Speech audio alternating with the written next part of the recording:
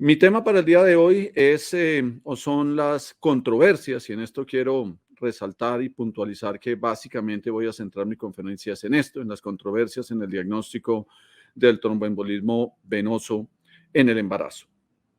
Es un honor ver en este momento que hay tantas personas participando activamente de la conferencia ya en esta entrada mañana de día sábado.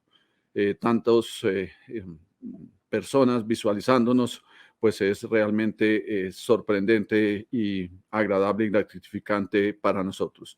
Muchas gracias. Vamos a la primera diapositiva.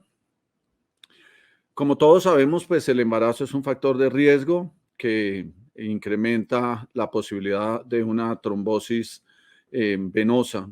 Ese aumento se da principalmente después de las cesáreas y para que lo tengamos siempre muy presente, sobre todo después de cesáreas de urgencia, donde como ustedes pueden observar, hay un incremento en 4 veces en la posibilidad de un tromboembolismo venoso. El riesgo, sin embargo, general, pues es bajo debido a que la mayoría de mujeres embarazadas pues son sanas y jóvenes y el riesgo absoluto es apenas de 1 a 2 eventos por 10.000 nacimientos, lo cual hace que obviamente el diagnóstico de esta patología sea infrecuente. Siguiente, por favor. Las causas de muerte materna publicadas en el Reino Unido han estado muy estables en los últimos 8 años y han demostrado cómo el tromboembolismo venoso es la segunda causa de muerte materna en el Reino Unido, eh, evidenciando en este momento ya 34 muertes maternas en los últimos 3 años. Como ustedes pueden ver en múltiples estudios, esta tendencia se mantiene estable alrededor de todo el planeta en los países desarrollados. Es decir, el tromboembolismo venoso se encuentra como la primera o la segunda causa de muerte materna en el mundo desarrollado en este momento. Siguiente, por favor. Desde la introducción de las guías del Colegio Real de Obstetras y Ginecólogos en el año 2004, se esperaba que con su introducción la mortalidad materna disminuyera en el Reino Unido, pero como ustedes pueden apreciar, esa disminución ha permanecido completamente estable a lo largo de los últimos 30 años, básicamente. Esto pues ha sido desmotivante para quienes han elaborado estas guías alrededor del planeta, puesto que no hemos logrado reducir la mortalidad a pesar de trabajar activamente en el tema. Probablemente si uno es optimista, podría pensar que las guías, que son estas que ustedes encuentran en la imagen y que fueron revisadas en el 2015, si uno es optimista, podría pensar que como hay un incremento en las pacientes con riesgo de trombosis venosa debido a la obesidad, debido a que ya son embarazos múltiples, fertilizaciones in vitro, debido a la edad en la cual se están embarazando, pues que las guías sí han funcionado porque por lo menos han mantenido, como observamos en esta imagen, la tendencia a la mortalidad materna por embolismo pulmonar muy estable. Pero si uno es pesimista, podría decir que definitivamente las guías pues no han venido funcionando. En cuanto al momento de las muertes, si bien el puerperio sigue liderando la incidencia tanto en mortalidad como en incidencia, fíjense cómo la incidencia es mucho más común estando embarazadas en el último trimestre, pero la mortalidad es mucho más alta en el primer trimestre. Eso nos debe alertar de que aún en pacientes que inician embarazo, a pesar de que la posibilidad de que hagan una trombosis venosa es menor, su posibilidad de muerte es muchísimo más alta. Así que tenemos que estar muy atentos desde el día 1 del embarazo y sobre todo en este primer trimestre, que es el de mayor mortalidad si uno revisa las estadísticas. ¿Qué o cuáles son los problemas en el diagnóstico del embolismo pulmonar durante el embarazo? Lo primero es la prevalencia de diagnóstico confirmado. Es decir, una paciente que llega a un servicio de urgencias y le sospechamos un embolismo pulmonar, un tromboembolismo pulmonar. ¿Cuál es la posibilidad real en esa paciente que le sospechamos hoy en día un tromboembolismo pulmonar de que lo tenga? Es apenas del 2 al 7%. Es decir, que la gran mayoría de señoras que ingresan a nuestros servicios de urgencias con sospechas de tromboembolismo pulmonar realmente no lo tienen.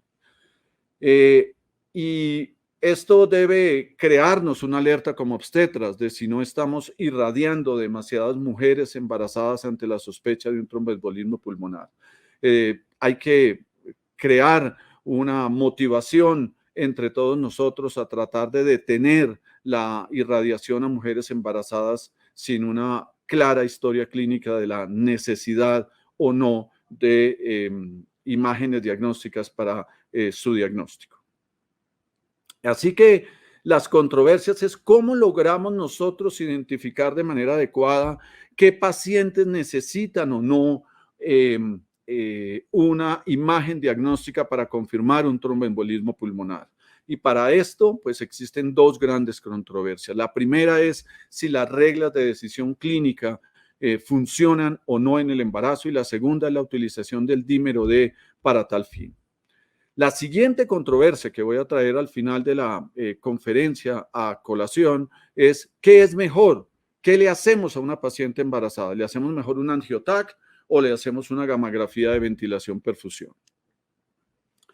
Esta es una revisión sistemática publicada en el 2014, donde de nuevo pacientes que ingresan a cualquier servicio de urgencias con sospechas de tromboembolismo pulmonar, lo que se les hace, pues normalmente es un análisis basado en los criterios o en las reglas de sospecha clínica y se les toma un dímero D.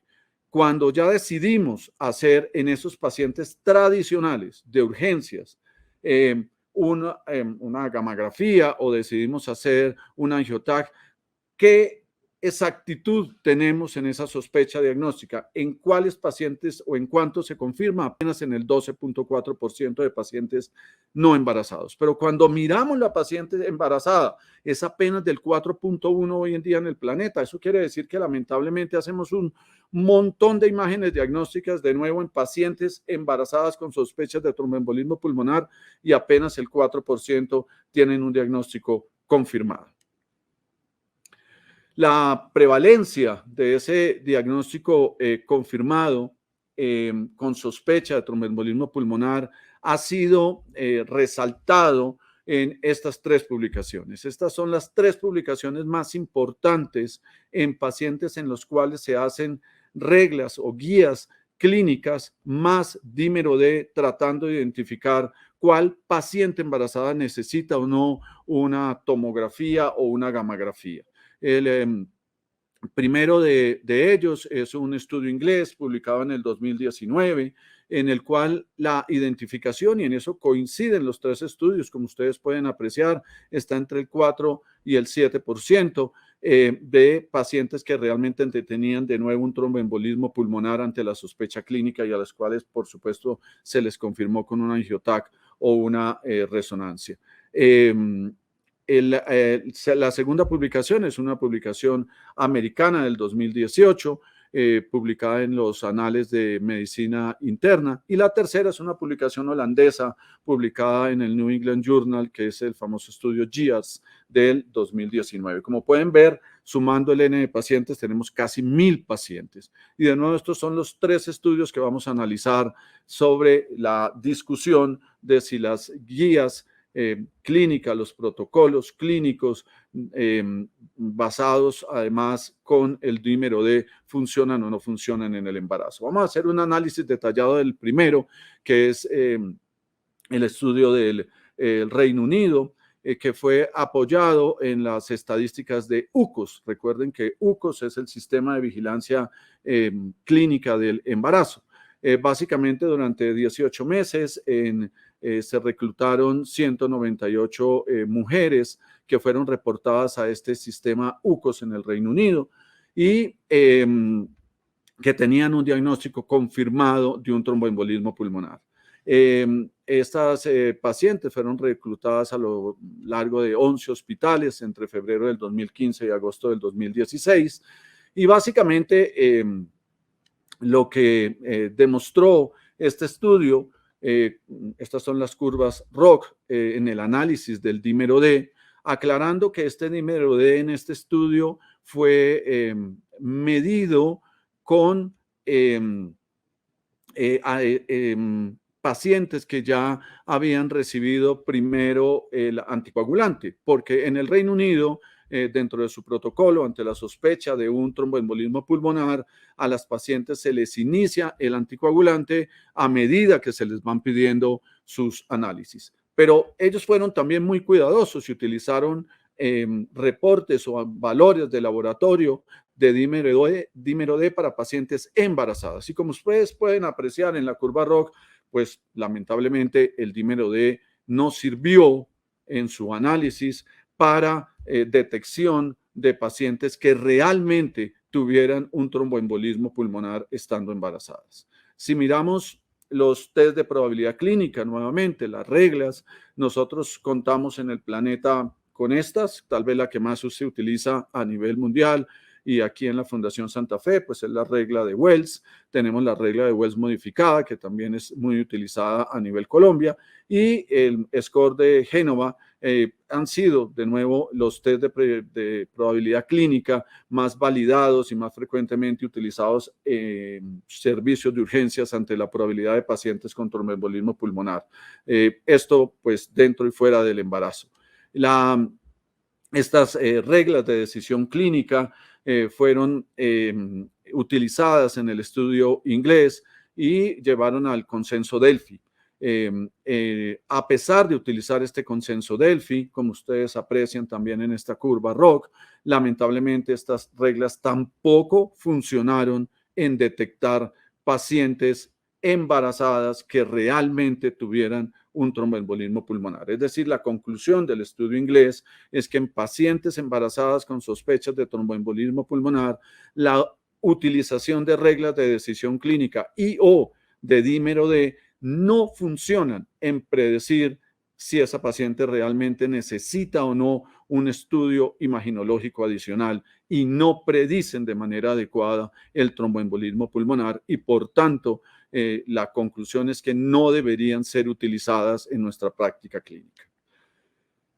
En las clínicas del 2018 de obstetricia y ginecología, vemos cómo hay una regla nueva que es propuesta por el doctor Chan, que está compuesta por 3 variables, como es dolor en la pierna izquierda, la diferencia de circunferencia en el diámetro entre una pierna y la otra, con una diferencia mayor a 2 centímetros como positiva, y la presentación, ojo, a lo que se resalta en esta regla del doctor Chan, y es la presentación en primer trimestre. Si están presentes estos test de manera pretest, están presentes y son positivos, pues ahí se obliga a la necesidad de realizar imágenes en el embarazo. Sin embargo, esta regla de Chan, nuevamente debo resaltarlo, que no ha sido aplicada en estudios prospectivos y no sirve sino únicamente en el primer trimestre, no sirve para el segundo, no sirve para el tercero, no sirve para el posparto y en conclusión, no debería ser utilizada de manera aislada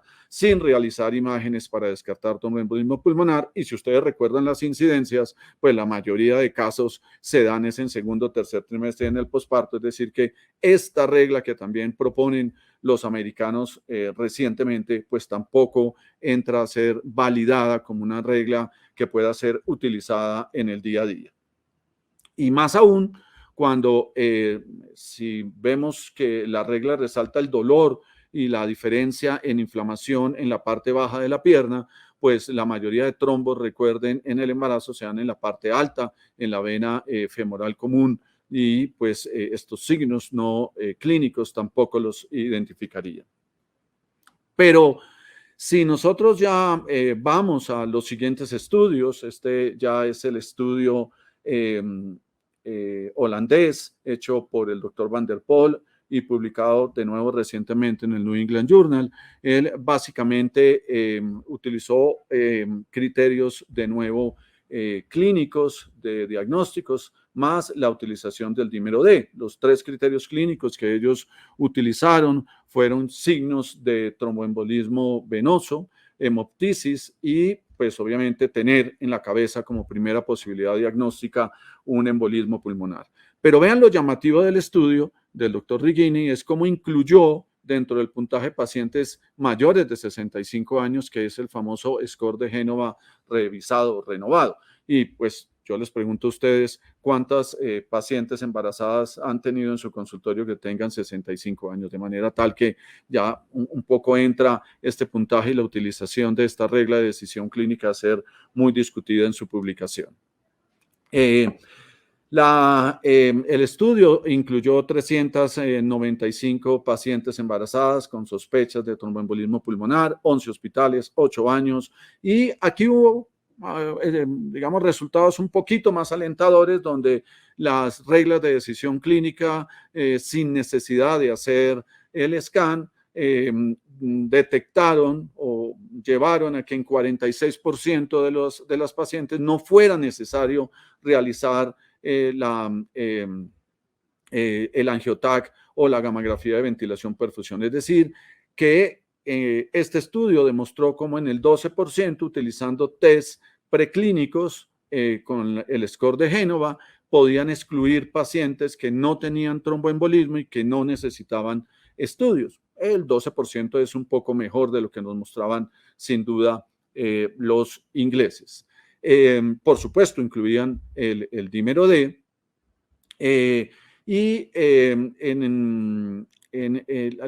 La conclusión pues, final de este estudio llevó a que se hicieran publicaciones un poco más grandes, como esta del New England Journal, donde también ya incluyeron 498 pacientes, donde fueron 18 hospitales sobre 5 años. Y aquí los resultados fueron aún más alentadores utilizando estas reglas de decisión clínica. Observen cómo alcanzaron el 39%. Es decir, ya veíamos con mayor optimismo en años recientes, y aquí es donde se introduce la pregunta de si estas nuevas publicaciones van a cambiar un poco nuestra práctica y van a llevar a inclusión o no de reglas preclínicas para detectar pacientes que tienen o no un tromboembolismo pulmonar. El estudio Artemis, de nuevo, fue un estudio ya con 510 mujeres, 2.4 fueron excluidas. En el seguimiento, pues básicamente encontraron que la eficiencia del algoritmo era muy alta, pero era muy alta en el primer trimestre del embarazo.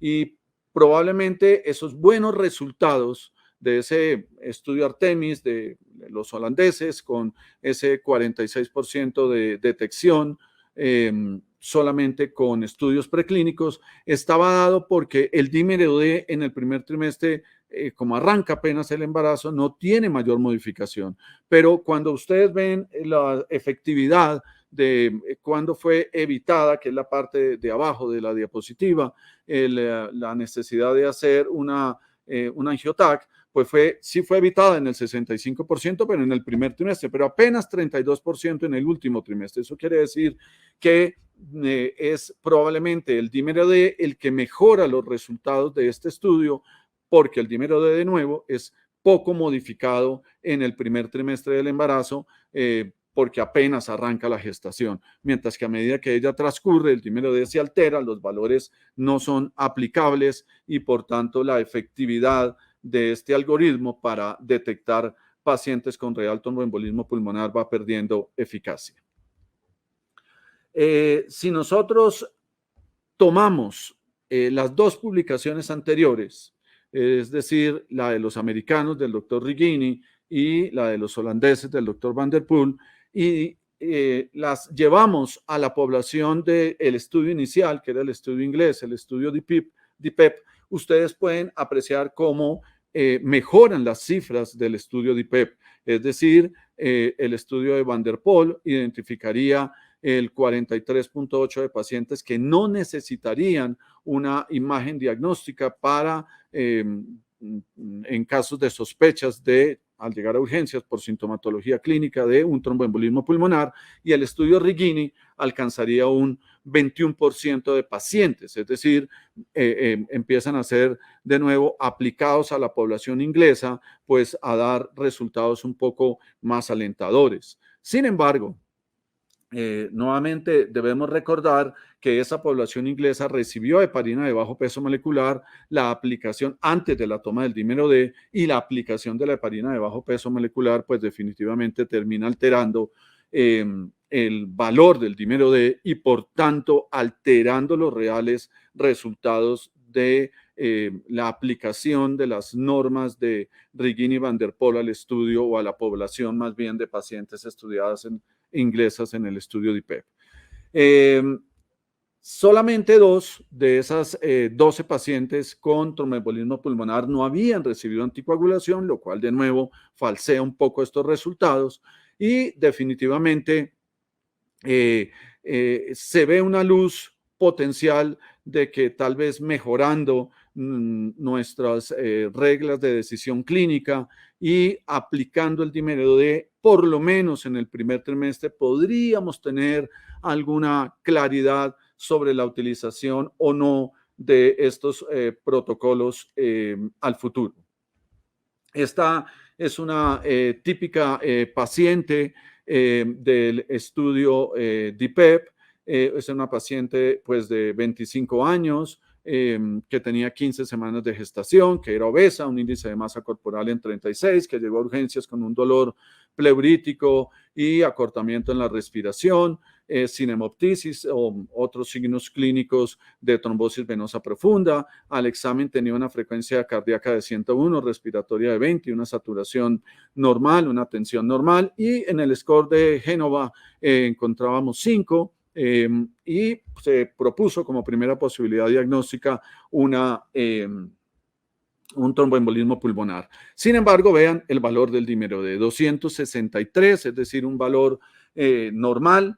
Entonces, de nuevo, el uso del dímero D en pacientes que ya pasan las 12 semanas definitivamente pierde fuerza. Esta paciente tenía un tromboembolismo pulmonar y el dímero D definitivamente pues no apuntó al diagnóstico.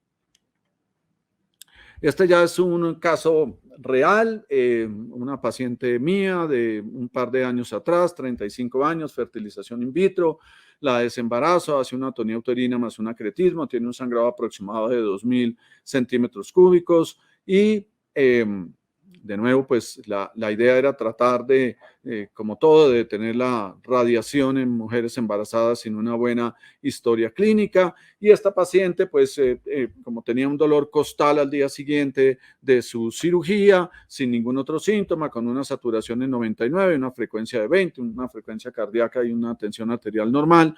Y a la palpación sentía dolor, era reproducible, la palpación costal, pues lo primero que se sospechó pues fue una osteocondritis con una muy baja posibilidad de que tuviera un tromboembolismo pulmonar. Se interconsultó a Clínica del Dolor, se pidieron laboratorios, radiografía de tórax, un dímero D, se tomaron gases, los gases salieron normales, el cuadro hemático mostró unos leucocitos en 13.000, normales como todos sabemos para un posparto, una hemoglobina en 9.2, unas plaquetas en 233.000, función renal, electrolitos normales, un dímero D nuevamente normal, una radiografía de tórax con una telectasia leve, sin una fractura costal. Todos pensamos en el típico ayudante haciendo fuerza en la cesárea que podía causar daño. Este es el electrocardiograma, completamente normal. Se le iniciaron analgésicos, terapia respiratoria.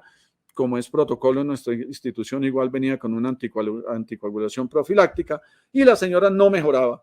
Y ante la sospecha decidimos hacerle un angiotac y se encontró un embolismo pulmonar subsegmentario izquierdo en el ápex de ese pulmón, un embolismo pequeño. Y pues de nuevo, este caso ya propio confirma que el dímero D y las guías o los protocolos clínicos para tratar de diagnosticar tromboembolismo pulmonar en pacientes embarazadas no funciona. Hay alguna luz con los nuevos estudios, pero no deberían hoy en la práctica clínica tradicional ser utilizados. Ni el dímero D, no hay que hacerlo, señores. Otro tema es COVID, es tema de otra conferencia. su utilización de dímero de COVID y embarazo y de nuevo las guías también deberían ser excluidas. Y esto es lo que pues termina concluyendo el Royal College, el Colegio o la Sociedad de Obstetras y Ginecólogos del Canadá y el Colegio Americano de Obstetras y Ginecólogos y la Sociedad Americana de Radiología Torácica, y es que todas estas digamos, líderes a nivel internacional en nuestra práctica diaria van en contra del uso del dímero D y de las reglas de decisión clínica para excluir un embolismo pulmonar en una mujer embarazada. La siguiente parte de la charla pues es básicamente sobre qué utilizar, si utilizar un angiotac o utilizar una gammagrafía de ventilación perfusión. Este es un principio médico internacional, el principio ALARA, y es que pues debemos irradiar o hacer la menor cantidad de dosis posible en medicamentos, radiación, etcétera, para proteger obviamente a nuestros pacientes.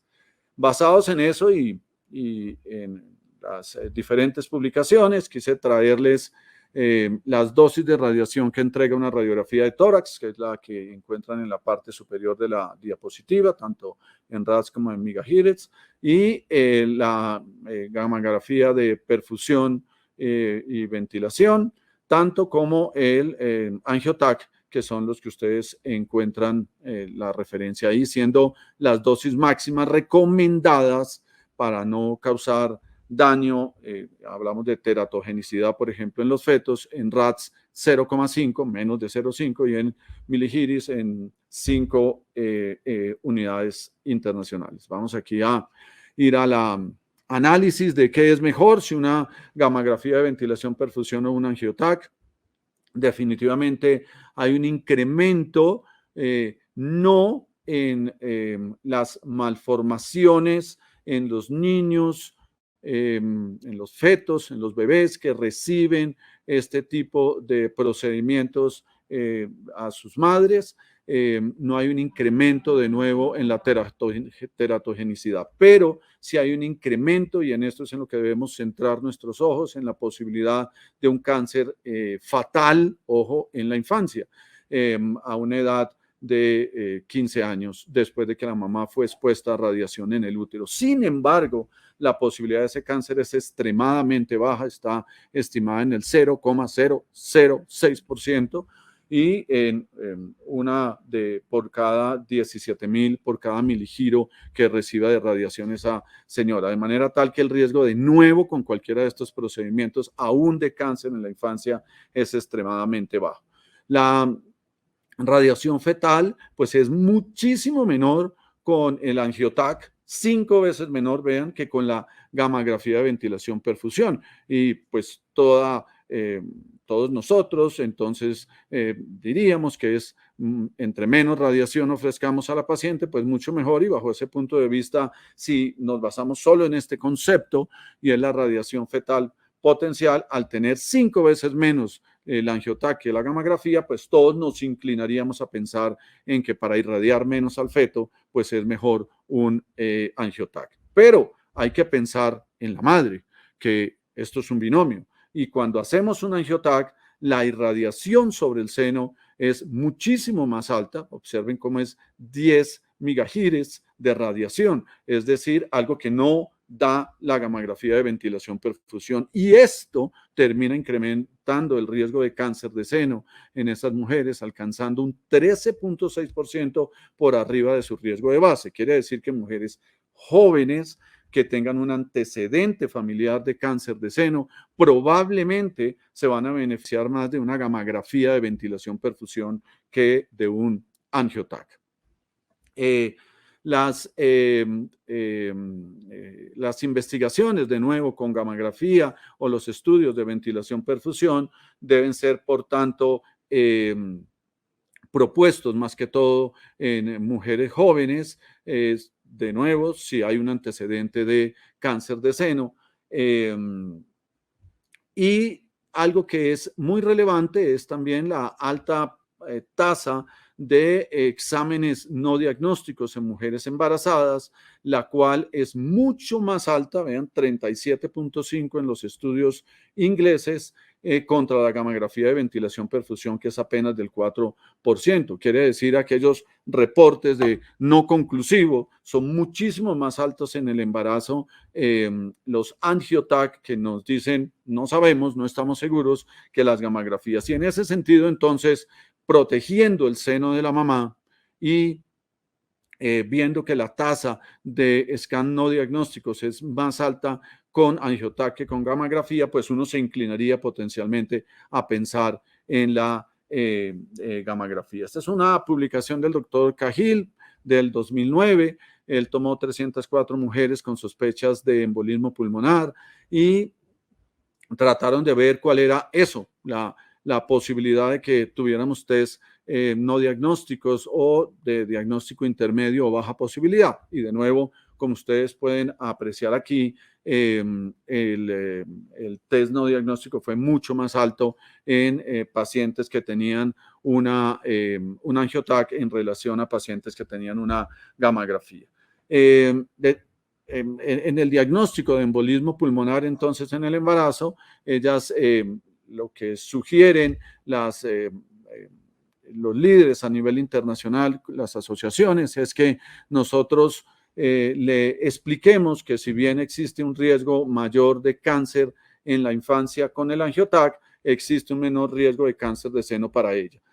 Yo aquí, sin embargo, pues quiero o dejaría el interrogante cuando uno toma a una señora en embarazo y le explica que su riesgo de cáncer de seno va a ser mucho más alto, pero que el riesgo de cáncer para su bebé en la infancia también va a existir, ¿qué decide? Y con seguridad que toda mamá va a tener pues la conclusión de que es mejor proteger a su bebé y va a terminar decidiendo más un angioTAC que una gamografía de ventilación perfusión. Esta es una de las conclusiones también de las clínicas de obstetricia y ginecología, las últimas sobre este tema del 2018, y en el cual la exactitud diagnóstica, de nuevo, de la gamografía de ventilación perfusión puede ser superior al angioTAC en el embarazo. Sin embargo, el angioTAC es más frecuente es no diagnóstico en mujeres embarazadas que en mujeres no embarazadas y pues de nuevo eso inclinaría potencialmente la balanza, la mayor exactitud diagnóstica a sugerir gamografía de ventilación perfusión a angioTAC, y es pues a lo que yo potencialmente los invitaría. Esta es la última publicación sobre el tema. Fue publicada en Hematológica en agosto de 2018 y ellos pues básicamente hicieron una comparación entre los dos exámenes ante la sospecha de tromboembolismo pulmonar. Es una revisión sistemática y metaanálisis, obviamente en pacientes embarazadas. Fueron 3 estudios y como ustedes pueden ver, ahí sí los resultados no diagnósticos fueron muy similares, 12% para angioTAC y 14% para gamografía de ventilación perfusión. Así que pues los últimos estudios no son tampoco concluyentes sobre el tema. Esta es nuevamente una conclusión de las clínicas de obstetricia y ginecología, que nos dice que en mujeres embarazadas con sospecha de embolismo pulmonar, pero con no evidencia de trombosis venosa profunda, quiero resaltar esa palabra, no evidencia, en el examen clínico, ambos, la gamografía o el angioTAC, son opciones apropiadas, siendo de nuevo la gamografía de ventilación perfusión el método preferido. Los americanos, los canadienses y los australianos en sus guías recomiendan, por tanto, la gamografía de ventilación perfusión sobre el angioTAC en mujeres embarazadas con una radiografía de tórax, resalto esto también, normal, mientras que las guías británicas no son claras en la recomendación de cuál test debe y cuáles son las ventajas y limitaciones, beneficios de uno sobre el otro. Estas ya son finalmente los algoritmos Este es el algoritmo americano, que es idéntico al algoritmo inglés. Cuando llega una paciente con sospecha de un embolismo pulmonar, pues debemos hacer historia clínica, radiografía de tórax para excluir, por supuesto, estas patologías, una telectasia, una neumonía, etcétera. Un electrocardiograma que también da una guía potencial. Los ingleses, de nuevo, inician inmediatamente anticoagulación, mientras que van a estudios un poco más profundos. Y vean la importancia, lo voy a resaltar también en esta siguiente diapositiva, de hacer el Doppler duplex de miembros inferiores con color como primera imagen o técnica ante pacientes que tienen sospecha de trombosis venosa profunda en mujeres embarazadas, y si ese sale positivo, pues y ahí obviamente sospechan de un tromboembolismo pulmonar, pues se hace se concluye el diagnóstico. Si es obviamente dudoso, pues ahí ya se decide si nos vamos a una gamografía de ventilación-perfusión, la que yo sugeriría. Cada hospital, sin embargo, cada centro de radiología, pues tiene su propia experiencia, y basado en su propia experiencia, la calidad de sus equipos, pues uno puede inclinar la balanza hacia uno y otro, pero de nuevo la literatura se inclina a gamografía de ventilación-perfusión.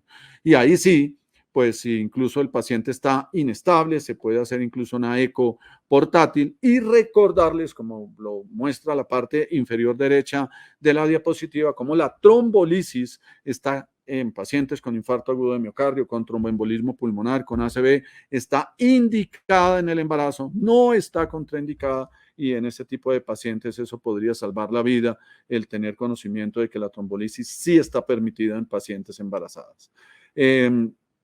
Finalmente, pues, como conclusión, decirles que las guías de práctica clínica, los test preclínicos unidos al dímero D, no deben ser parte de la rutina de nuestro manejo en pacientes embarazadas, si bien las últimas publicaciones podrían mostrar una luz hacia esa tendencia.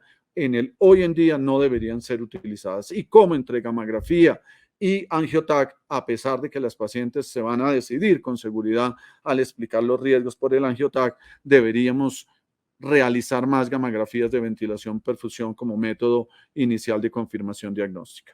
Bueno, muchas gracias a todos y deseándoles un final de congreso y de tarde agradable.